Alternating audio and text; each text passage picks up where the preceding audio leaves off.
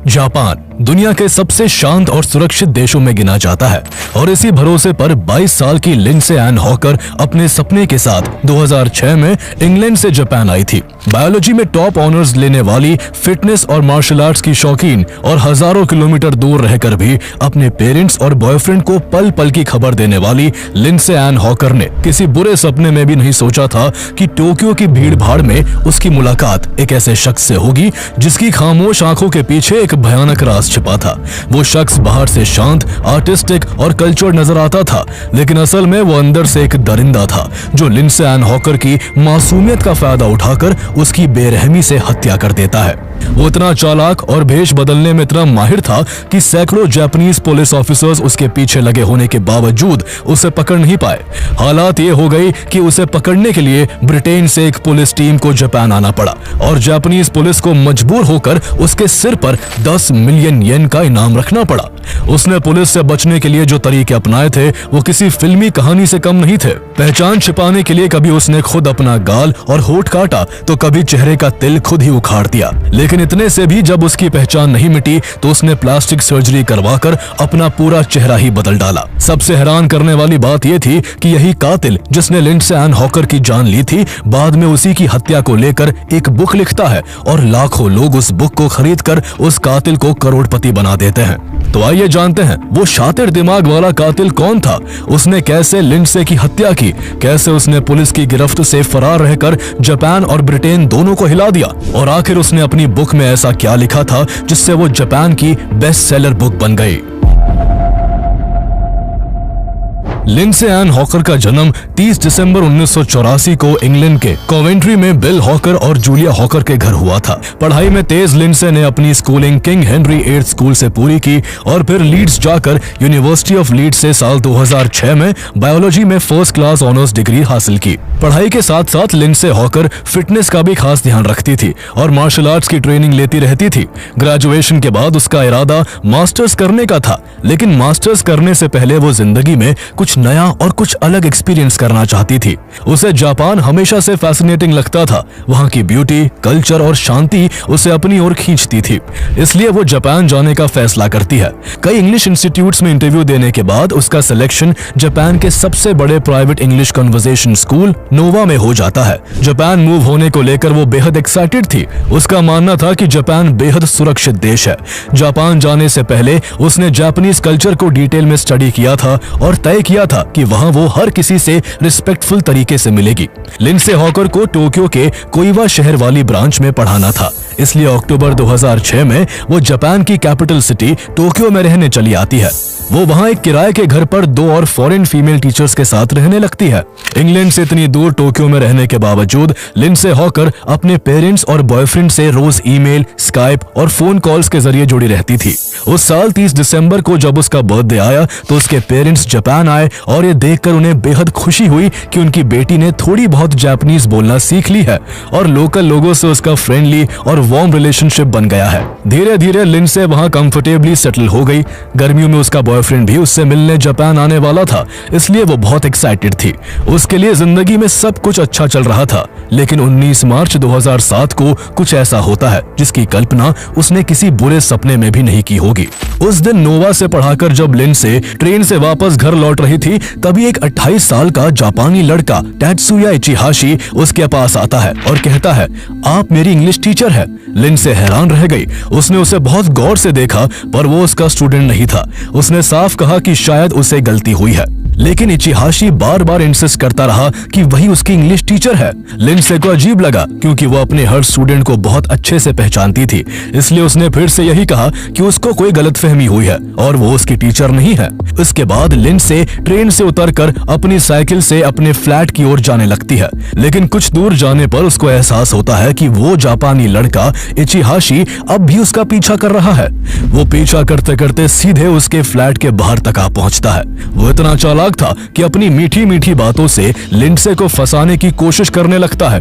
उसे लिंडसे के बारे में सारी जानकारी थी। चूंकि लिंडसे ने बायोलॉजी में फर्स्ट क्लास ऑनर्स डिग्री हासिल की थी, इसलिए वो उससे कनेक्शन बनाने के लिए बायोलॉजी के बारे में बातें करने लगता है। इसके बाद वो लिंडसे से पीछा करने के लिए माफी मांगते हुए कहता है कि उसका इरादा उसे परेशान करने का नहीं है, बल्कि उसकी इंग्लिश वीक है और वो चाहता है कि लिंडसे उसको ट्यूशन पढ़ाए। लिंडसे पहले तो इसके लिए मना कर देती है, लेकिन जब इचिहाशी बार बार रिक्वेस्ट करता है और हफ्ते में 2-3 घंटे पढ़ाने के बदले हर घंटे के $32 देने की बात करता है, तो लिंडसे उसे भला आदमी समझकर प्राइवेट क्लास देने के लिए मान जाती है। लेकिन लिंडसे शर्त रखती है कि क्लास उसके घर पर नहीं बल्कि शहर के किसी कैफे में होगी। ये उसके लिए नया नहीं था, क्योंकि लिंडसे पहले भी प्राइवेट क्लास दे चुकी थी और अक्सर स्टूडेंट्स को कैफेज में ही पढ़ाती थी। तात्सुया इचिहाशी उसके लिए राजी हो गया, लेकिन वापस लौटने से पहले वो लिंडसे हॉकर से कहता है कि क्या उसे एक गिलास पानी मिल सकता है। लिंडसे शुरू से ही काइंड नेचर की थी। उसने खुद से वादा किया था कि जापान में वो सबसे इज्जत से पेश आएगी। उसके साथ उसकी 2 और रूममेट्स भी रहती थी, इसलिए लिंडसे बिना किसी चिंता के इचिहाशी को अपने फ्लैट के अंदर बुला लेती है और उसकी मुलाकात अपनी उन 2 फ्लैटमेट से करवाती है।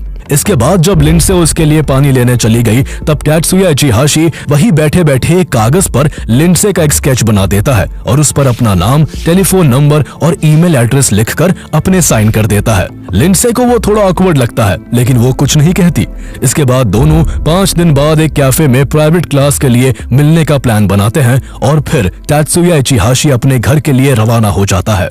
तात्सुया इचिहाशी जापान के चिबा रीजन का रहने वाला था। उसकी मां एक डेंटिस्ट थी और उसके पिता शहर के जाने माने डॉक्टर थे।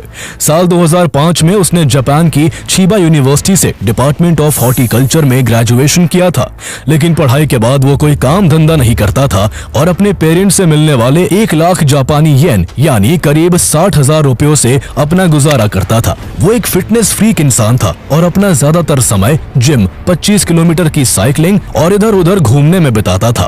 तात्सुया इचिहाशी ने मार्शल आर्ट्स की क्लास भी ली थी और इसमें ब्लैक बेल्ट होल्डर भी था। वो अपने माता पिता से अलग टोक्यो के चिबा शहर वाले अपने फ्लैट में अकेले रहता था। असल में उसकी जिंदगी में कोई खास एम्बिशन नहीं था। उसे आगे पढ़ाई करने या फिर कोई काम करने में कोई दिलचस्पी नहीं थी, लेकिन फिर भी वो लिंडसे हॉकर से इंग्लिश की प्राइवेट क्लास लेना चाहता था। इसलिए ये बात काफी हैरान करने वाली थी कि आखिर इसके पीछे उसका क्या इरादा छिपा था। अपने वादे के मुताबिक लिंडसे 24 मार्च 2007 को सुबह लगभग 9 बजे तात्सुया इचिहाशी से शहर की एक कॉफी शॉप में मिलती है। यहाँ लगभग 1 घंटे तक वो उसे इंग्लिश पढ़ाती है।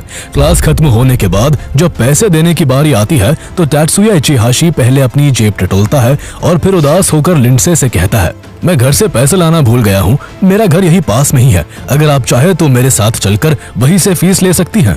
लिंडसे पहले तो थोड़ा हिचकिचाती है, लेकिन इचिहाशी ने इतनी मासूमियत से उससे ये बात कही थी कि वो आखिरकार मान जाती है। लिंडसे को दूर दूर तक इस बात का अंदाजा नहीं था कि उसका ये कदम उसे मौत के मुंह में ढकेल देगा। इसके बाद दोनों एक टैक्सी से तात्सुया इचिहाशी के अपार्टमेंट की ओर निकल जाते हैं। थोड़ी देर में टैक्सी इचिहाशी के बिल्डिंग के बाहर पहुंच जाती है। इचिहाशी लिंडसे से अंदर चलने के लिए जिद करने लगता है। लिंडसे को लगा कि उसके रूम तक जाकर पैसे लेने में उसे ज्यादा से ज्यादा 1 मिनट लगेगी, इसलिए वो टैक्सी ड्राइवर से इंतजार करने को कहकर इचिहाशी के साथ उसके फ्लैट में चली जाती है। लेकिन टैक्सी ड्राइवर को घर के बाहर इंतजार करते हुए 7 मिनट बीत जाते हैं और लिंडसे हॉकर तब भी बाहर नहीं आती। ऐसे में टैक्सी ड्राइवर बिना किसी को कुछ बताए वहां से अपनी टैक्सी लेकर निकल जाता है। इसके बाद सुबह से शाम हो जाती है, लेकिन लिंडसे हॉकर अपने फ्लैट पर वापस नहीं लौटती। उसकी दोनों रूममेट्स परेशान हो उठती है। वो लिंडसे को फोन करती है, लेकिन उसका फोन स्विच्ड ऑफ आता है। परेशान होकर वो दोनों पुलिस से कांटेक्ट करती है, लेकिन पुलिस इस बात को ज्यादा सीरियसली ना लेकर कोई एक्शन नहीं लेती है। लिंडसे के घर वाले और उसका बॉयफ्रेंड भी उसे कॉल्स करते हैं, लेकिन उससे संपर्क नहीं हो पाता। पहले उन्हें लगा कि शायद वो दोस्तों के साथ टाइम स्पेंड कर रही होगी, लेकिन जब दूसरे दिन भी उनका लिंडसे से कोई कांटेक्ट नहीं हुआ, तो सभी किसी अनहोनी की आशंका में बुरी तरह से घबरा उठते हैं। इधर जब लिंडसे हॉकर 25 और 26 मार्च को नोवा में क्लास लेने नहीं पहुंची, तो उन्हें भी अनयूजुअल लगता है, क्योंकि नौकरी शुरू होने के बाद से उसने कभी एक भी क्लास मिस नहीं की थी। नोवा की अथॉरिटी पहले लिंडसे के पेरेंट्स को इन्फॉर्म करती है और फिर पुलिस स्टेशन में उसकी मिसिंग रिपोर्ट दर्ज करवा देती है। इसके बाद पुलिस जांच पड़ताल शुरू कर देती है। जब पुलिस लिंडसे का फेसबुक अकाउंट चेक करती है तो देखती है उसने आखिरी मैसेज अपने बॉयफ्रेंड को किया था, जिसमें लिखा था लव यू लॉट्स, उस लड़के के बारे में चिंता मत करना जिसने मेरा पीछा किया था, it's just crazy Japan, miss you. इससे पुलिस अंदाजा लगाती है कि किसी लड़के ने कुछ ही दिन पहले लिंडसे हॉकर का पीछा किया होगा। इसके बाद पुलिस लिंडसे हॉकर के फ्लैट पर जाती है और उसके रूममेट से पूछताछ करती है। दोनों बताती हैं कि लिंडसे उसी दिन एक लड़के को प्राइवेट क्लास देने गई थी और वो लड़का कुछ दिन पहले उनके फ्लैट में भी आया था। कमरे की तलाशी में पुलिस को दो अहम सबूत मिलते हैं। पहला, इचिहाशी द्वारा बनाया गया लिंडसे का स्केच मिलता है और दूसरा, लिंडसे का छोड़ा हुआ नोट मिलता है जिसमें इचिहाशी का नाम, एड्रेस, कॉन्टैक्ट नंबर और कॉफी शॉप का एड्रेस लिखा था। इसके बाद कॉफी शॉप और आसपास के इलाके के सीसीटीवी फुटेज खंगाले जाते हैं। एक सीसीटीवी फुटेज में साफ दिखता है कि लिंडसे और तेत्सुया इचिहाशी एक टैक्सी में साथ बैठकर जा रहे हैं। इसके बाद टैक्सी के ड्राइवर से भी पूछताछ की जाती है और वो बताता है कि उसने एक लड़के और लड़की को चिबा शहर के एक फ्लैट के नीचे ड्रॉप किया था और लड़की ने उसे बाहर वेट करने को कहा था, लेकिन जब वो 7 मिनट तक बाहर नहीं आई तो वो वहां से चला गया। जांच में मिली हर चीज तेत्सुया इचिहाशी को शक के घेरे में लाकर खड़ी कर रही थी, इसलिए पुलिस उसका क्रिमिनल रिकॉर्ड खंगालती है। पता चलता है कि छोटे मोटे झगड़े के अलावा उसका कोई खास क्रिमिनल रिकॉर्ड नहीं है, लेकिन 6 साल पहले उसने एक महिला को लूटने की कोशिश में उस पर हमला किया था। पर यह मामला उसके पिता ने उस महिला को 1 मिलियन येन देकर कोर्ट के बाहर सेटल करवा दिया था। ऐसे में पुलिस लिंडसे के बारे में तेत्सुया इचिहाशी से पूछताछ करने का फैसला करती है और लिंडसे की मिसिंग रिपोर्ट दर्ज होने के 3 घंटे और 10 मिनट बाद 2 पुलिस वाले इचिहाशी के अपार्टमेंट पहुंच जाते हैं। तेत्सुया इचिहाशी के घर का दरवाजा बंद था और घर की सभी लाइट्स भी ऑफ थी, लेकिन घर के अंदर से कुछ आवाजें आ रही थी जिससे ऐसा लगता था कि अंदर कोई है। जापान के लॉ के मुताबिक पुलिस बिना प्रॉपर कॉज और वारंट के किसी का दरवाजा नॉक नहीं कर सकती, इसलिए दोनों पुलिस वाले उसके दरवाजे को नॉक नहीं करते और वही उसके बाहर निकलने का इंतजार करने लगते हैं। इस दौरान पुलिस वाले बाहर खड़े आसपास के पड़ोसियों से इचिहाशी के बारे में पूछताछ करते हैं। एक पड़ोसी बताता है कि पिछले दिन इचिहाशी के फ्लैट से किसी चीज को तोड़े जाने की आवाज आ रही थी। पुलिस को डर था कि कहीं इचिहाशी ने लिंडसे को हॉस्टेज ना बना लिया हो, इसलिए शाम के 7 बजे 7 और पुलिस वालों को वहां बुला लिया जाता है, लेकिन तब भी पुलिस उसका दरवाजा नहीं खटखटाती है। इंतजार करते हुए 2 घंटे बीत जाते हैं, लेकिन इचिहाशी घर से बाहर नहीं निकलता।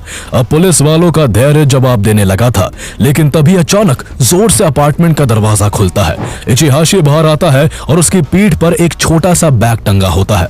पुलिस को देखते ही वो भागने की कोशिश करता है। एक ऑफिसर उसके बैग को पकड़ता है, पर क्योंकि इचिहाशी काफी फिट था इसलिए वो किसी तरह पुलिस ऑफिसर से छूटकर दौड़ पड़ता है और स्टेयरवे से छलांग लगाकर पुलिस को चकमा देकर अंधेरे में गायब हो जाता है।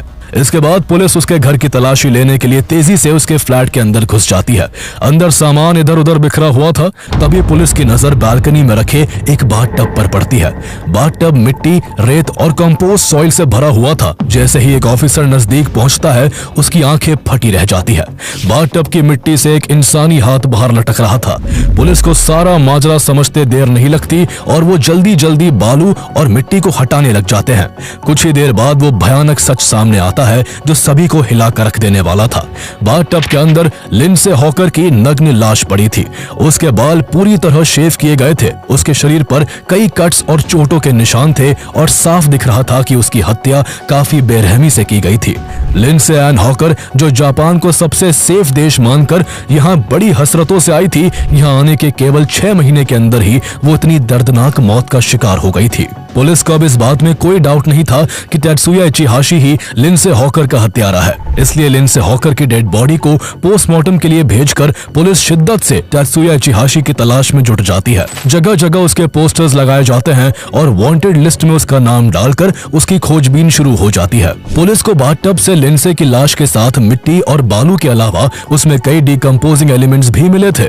29 मार्च को पुलिस को उसके अपार्टमेंट के पीछे एक बड़ी सी शॉपिंग ट्रॉली मिलती है। है। ये वही ट्रॉली थी जिसका इस्तेमाल उसने हार्डवेयर स्टोर से मिट्टी, बालू और डिकम्पोजिंग केमिकल्स खरीदने और उन्हें घर तक लाने के लिए किया था।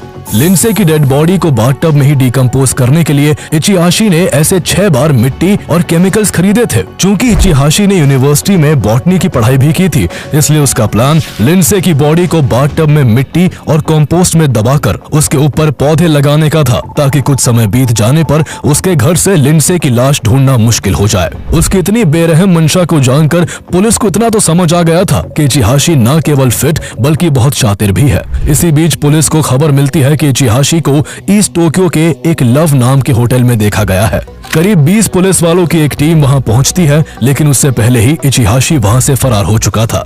मामला जल्द ही इंटरनेशनल हेडलाइंस में भी आने लगा। लिंडसे इंग्लैंड की थी, इसलिए ब्रिटिश मीडिया ने भी इसे जोर शोर से उठाया। इंटरनेशनल मीडिया ने जापान की पुलिस पर सवाल उठाने शुरू कर दिए। लिंडसे हॉकर के पेरेंट्स अपनी बेटी की इतनी बेरहम हत्या से पूरी तरह टूट चुके थे। वो खबर मिलते ही लिंडसे के बॉयफ्रेंड के साथ जापान आ गए थे और लिंडसे के कातिल को पकड़ने के लिए पुलिस पर दबाव बनाने लगते हैं। लिंडसे के माता पिता एक ईमेल कैंपेन भी लॉन्च करते हैं, जिसमें डोंट फॉरगेट लिंडसे हॉकर की टाइटल वाली एक लेटर सर्कुलेट की जाती है। चारों ओर से दबाव बढ़ता देख पुलिस ऐलान करती है कि जो कोई भी इचिहाशी की जानकारी देगा उसे 1 मिलियन येन का इनाम मिलेगा। लेकिन पहले हफ्ते, फिर महीने और फिर पूरा 1 साल गुजर गया, मगर फिर भी उसका कोई सुराग नहीं मिला। ऐसा लग रहा था मानो इचिहाशी हवा में गायब हो गया हो। पुलिस के पास उसको लेकर कोई भी क्लू नहीं था। ऐसे में जनता और मीडिया पुलिस पर बरसने लगती है। जापान के लोग सड़कों पर उतर आते हैं और लिंडसे हॉकर को न्याय दिलाने के लिए तरह तरह के कैंपेन चलाते हैं। साथ ही पुलिस पर यह आरोप लगते हैं कि वो इस मामले को हल्के में ले रही है और ठीक से जांच नहीं कर रही है। लिंडसे हॉकर के पेरेंट्स भी ब्रिटेन के टॉप के नेताओं से अपनी बेटी को न्याय दिलवाने की गुहार लगाते हैं। British high commission Japanese government से लिंडसे के कातिल को जल्द से जल्द पकड़ने की मांग करते हैं। इस मामले की जांच के लिए जल्दी ही इंग्लैंड की भी एक पुलिस टीम जापान विजिट करती है। चौतरफा प्रेशर के बाद अक्टूबर 2008 में आखिरकार जापानीज पुलिस जागती है और एक बड़े लेवल पर हंट शुरू करती है। 140 पुलिस ऑफिसर्स की एक टीम दिन रात सिर्फ तेत्सुया इचिहाशी की गिरफ्तारी के लिए जुट जाती है। इससे जल्दी ही पुलिस को अलग अलग जगहों पर तेत्सुया इचिहाशी के देखे जाने की खबरें मिलने लगती है, लेकिन हर बार पुलिस के पहुंचने से पहले वो वहां से गायब हो जाता। पुलिस इतनी हताश हो गई थी कि एक प्रेस कॉन्फ्रेंस में उसने यहाँ तक कह दिया कि तेत्सुया इचिहाशी ने आत्महत्या कर ली है। लेकिन पुलिस के पास ना तो इचिहाशी की डेड बॉडी थी और ना ही इसे साबित करने के लिए कोई ठोस सबूत था। इससे लिंडसे हॉकर के पेरेंट्स, लोकल लोग और जापानीज मीडिया और ज्यादा गुस्से में आ जाते हैं और पुलिस पर साफ आरोप लगते हैं कि वो अपनी नाकामी छुपाने के लिए इचिहाशी की आत्महत्या की झूठी कहानी बना रही है। 15 जनवरी 2009 को जापान टुडे में एक खबर छपती है कि इचिहाशी भागकर फिलीपींस चला गया है, लेकिन न्यूज़पेपर ये खबर सिर्फ अजम्पशन के बेसिस पर चला रही थी और उसका कोई ठोस सबूत उसके पास नहीं था। इन सब के बीच मार्च 2009 आ चुका था, यानी कि लिंडसे की हत्या के 2 साल से भी ज्यादा हो चुके थे, लेकिन अब भी उसका हत्यारा पुलिस की पहुंच से बाहर था। एक छोटे से केस को सॉल्व न कर पाने के कारण पूरी दुनिया में जापानीज पुलिस की बदनामी होने लगी थी। जापान पुलिस उसे पकड़ने में एड़ी चोटी का जोर लगा चुकी थी। शुरू में पुलिस को शक था कि कहीं इचिहाशी विदेश भागने की फिराक में ना हो, लेकिन भागते समय उसका पासपोर्ट अपार्टमेंट में ही रह गया था। इसलिए उसके भागने के बाद जो नए 7 लाख पासपोर्ट एप्लीकेशंस थे, पुलिस ने उनमें से 3.5 लाख एप्लीकेशंस खंगाल मारे थे, बस ये देखने के लिए कि कहीं उसने फेक आइडेंटिटी से नया पासपोर्ट तो नहीं बनवा लिया। पुलिस उसके 30,000 से ज्यादा पोस्टर्स लगवा चुकी थी। इनमें से कई पोस्टर्स फोटोशॉप्ड करके लगवाए थे कि अगर वो भेष बदल कर रह रहा हो तो लोग पहचान कर पुलिस को इन्फॉर्म कर दे। इसके अलावा पुलिस ने 5,200 से ज्यादा रिपोर्टेड साइटिंग्स की जांच की थी, लेकिन इचिहाशी का कोई अता पता नहीं चल सका। इतना सब करने के बाद भी जब बात नहीं बनी तो जापान की पुलिस एजेंसी जून 2009 में इचिहाशी से जुड़ी किसी भी तरह की सूचना देने पर इनाम 1 मिलियन येन से बढ़ाकर 10 मिलियन येन कर देती है। इस बार पुलिस की ये ट्रिक काम कर जाती है। जल्दी ही टोक्यो का एक प्लास्टिक सर्जन पुलिस को चौंकाने वाली जानकारी देता है। वो दावा करता है कि इचिहाशी ने अपनी पहचान बदलने के लिए उससे प्लास्टिक सर्जरी करवाई थी। उसने आगे बताया कि उसने उससे अपनी नाक को थोड़ा ऊपर उठवाया था, अपने गाल के 2 तिल हटवाए थे, आईलिड फोल्ड करवाई थी और अपने लिप्स को थोड़ा मोटा भी करवाया था, ताकि वो अब एक टिपिकल जापानीज की तरह नहीं बल्कि किसी वेस्टर्न कंट्री का व्यक्ति दिख सके। सके। डॉक्टर ने पुलिस को तेत्सुया इचिहाशी की सर्जरी से पहले और सर्जरी के बाद की फोटोज भी दिखाई। पुलिस भी दोनों तरह की फोटोज को देखकर समझ गई कि इचिहाशी ने अपनी शक्ल सचमुच बदल ली है, ताकि कोई उसे पहचान न सके और उसकी सूचना पुलिस तक न पहुंच सके। इसके बाद जापान की सभी सिटीज में तेत्सुया इचिहाशी की सर्जरी के बाद वाली तस्वीरें चिपकाई गई और लोगों से अपील की गई कि उसे देखे जाने पर जल्द से जल्द पुलिस को इन्फॉर्म करे। जल्दी ही इसका पॉजिटिव नतीजा सामने आता है। ओसाका का एक मजदूर पुलिस को इन्फॉर्म करता है कि तेत्सुया इचिहाशी उसके साथ ही एक कंस्ट्रक्शन साइट पर काम करता है। मजदूर की सूचना पर जब पुलिस 10 नवंबर 2009 को ओसाका की एक कंस्ट्रक्शन साइट पर पहुंची तो इचिहाशी दूसरी जगह भागने की तैयारी कर रहा था, लेकिन इससे पहले कि वो भाग पाता पुलिस उसे चारों तरफ से घेर लेती है। पुलिस को देख उसके पैर जहां थे वहीं जम गए। उसकी धड़कनें घोड़े की तरह तेज दौड़ने लगी। उसे अपनी आंखों पर भरोसा नहीं हुआ कि इतनी शातिरगिरी के बाद भी वो पुलिस के हाथ लग जाएगा, लेकिन अब उसके पास भागने का कोई मौका नहीं था, इसलिए वो मजबूर होकर खुद को पुलिस के हवाले कर देता है। और इस तरह करीब 2.5 साल तक चूहे और बिल्ली का खेल खेलने के बाद तेत्सुया इचिहाशी पुलिस के हाथ आ ही जाता है। लेकिन उसका खेल अब भी खत्म नहीं हुआ था। वो जेल के अंदर से भी एक ऐसा काम करने वाला था जिससे एक बार फिर पूरी दुनिया हैरान रह जाने वाली थी।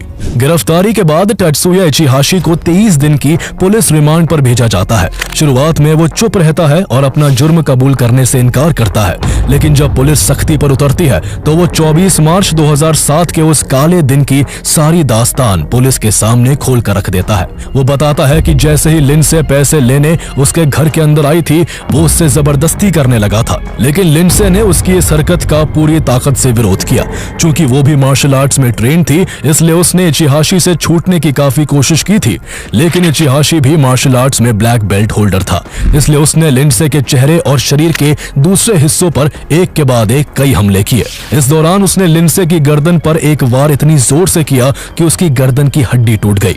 इसके बाद उसने जोर जबरदस्ती से लिंसे हॉकर के साथ यौन संबंध बनाए। बुरी तरह से घायल होने के बावजूद लिंसे जोर जोर से चीख रही थी और मदद के लिए चिल्ला रही थी। ऐसे में इचिहाशी ने उसे चिल्लाने से रोकने के लिए उसके मुंह को जोर से दबा दिया और उसके साथ जबरदस्ती करता रहा। उसकी पकड़ इतनी मजबूत थी कि कुछ ही पलों में लिंसे की दम घुटने की वजह से मौत हो गई।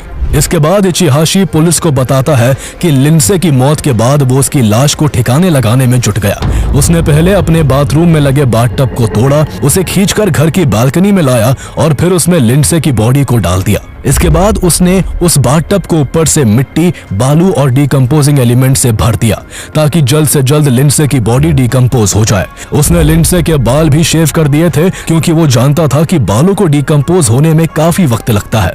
लिंसे की बॉडी को बाथटब में छुपाने के बाद उसने उसके सारे सामान को भी डिस्ट्रॉय कर दिया था। तेत्सुया इचिहाशी ये भी खुलासा करता है कि वो पुलिस से बचने के लिए लगातार अपनी लोकेशन बदलता रहा था। इसके बाद उस पर लिंसे हॉकर की किडनैपिंग, यौन शोषण और उसकी हत्या का केस दर्ज किया जाता है। चीबा डिस्ट्रिक्ट कोर्ट में लंबे समय तक इस मामले की सुनवाई चलती है। कोर्ट में लिंसे हॉकर के वकील फांसी की सजा की मांग करते हैं। ट्रायल काफी लंबा खिंच जाता है और इस बीच इचिहाशी एक और चौंकाने वाला काम करता है। जेल में रहते हुए वो अंटिल आई वॉज अरेस्टेड नाम की एक किताब लिखता है, जिसमें वो डिटेल में बताता है कि लिंसे के मर्डर के बाद उसने कैसे 2.5 साल तक भागते हुए अपनी जिंदगी बिताई, वो कहां रहा और कैसे उसने प्लास्टिक सर्जरी करवाकर पुलिस से बचने की कोशिश की। शॉकिंग बात यह थी कि प्लास्टिक सर्जरी से पहले उसने चाकू से खुद अपने चेहरे और होठ को बदलने और चेहरे के तिल को हटाने की कोशिश की थी। जनवरी 2011 में ये बुक रिलीज होती है। लोग एक कातिल की कहानी और मानसिकता को जानने में इतने ज्यादा इंटरेस्टेड थे कि देखते ही देखते ये बुक जापान की बेस्ट सेलर बन जाती है। इस बुक की वजह से तेत्सुया इचिहाशी जेल में रहते हुए भी करोड़ों येन की कमाई करता है। कहा जाता है कि उसने इस बुक से हुई पूरी कमाई लिंसे के पेरेंट्स को देने का ऑफर किया था, लेकिन उन्होंने इसे लेने से इनकार कर दिया। 21 जुलाई 2011 को आखिरकार चीबा डिस्ट्रिक्ट कोर्ट अपना फैसला सुनाते हुए तेत्सुया इचिहाशी को लिंसे हॉकर की हत्या के जुर्म में उम्र कैद की सजा देती है। लिंसे के पेरेंट्स ने कोर्ट से इचिहाशी को डेथ पेनल्टी देने की मांग की, लेकिन कोर्ट ने ये कहते हुए मना कर दिया कि इचिहाशी अभी केवल 32 साल का है और उसे सुधरने का एक चांस दिया जाना चाहिए। कोर्ट की इस टिप्पणी की जापान समेत ब्रिटेन में खूब आलोचना होती है। सवाल उठते हैं कि लिंसे हॉकर, जिसका यौन शोषण हुआ और 22 साल की उम्र में उसकी हत्या हो गई, क्या उसकी कोई जिंदगी नहीं थी? लेकिन कोर्ट इचिहाशी की आजीवन कारावास की सजा को ही बरकरार रखती है। साल 2013 में जापान में इस केस पर I am Ichihashi journal of murderer नाम की एक फिल्म भी बनी। आयरॉनिकली ये फिल्म इचिहाशी के ही नैरेटिव पर आधारित थी। आज भी तत्सुया इचिहाशी जेल में बंद है, लेकिन उसने लिंडसे की जान लेने की कहानी को बेचकर पैसे और फेम दोनों कमा लिए। ये जानते हुए भी कि वो एक खूंखार हत्यारा है, जापान की जनता ने उसकी कहानी को हाथों हाथ लिया। लाखों की संख्या में उसकी किताब बिकी, उस पर फिल्म बनी और जापानी जनता ने उसे एक ट्विस्टेड सेलिब्रिटी बना दिया। वहीं दूसरी तरफ लिंडसे का परिवार अब भी उस इंसाफ की तलाश में है जो शायद उन्हें कभी नहीं मिलेगा। लिंडसे हॉकर की कहानी सिर्फ एक अपराध की दास्तान नहीं है, ये हमें याद दिलाती है कि इंसाफ और सच्चाई के रास्ते अक्सर अधूरे रह जाते हैं। लिंडसे अब इस दुनिया में नहीं है, लेकिन उसके सपने, उसकी मुस्कान और उसके परिवार का दर्द हमेशा ये सवाल पूछते रहेंगे कि असली सजा किसे मिली, कातिल को या उस मासूम लड़की के परिवार को जिसने अपनी बेटी हमेशा के लिए खो दी।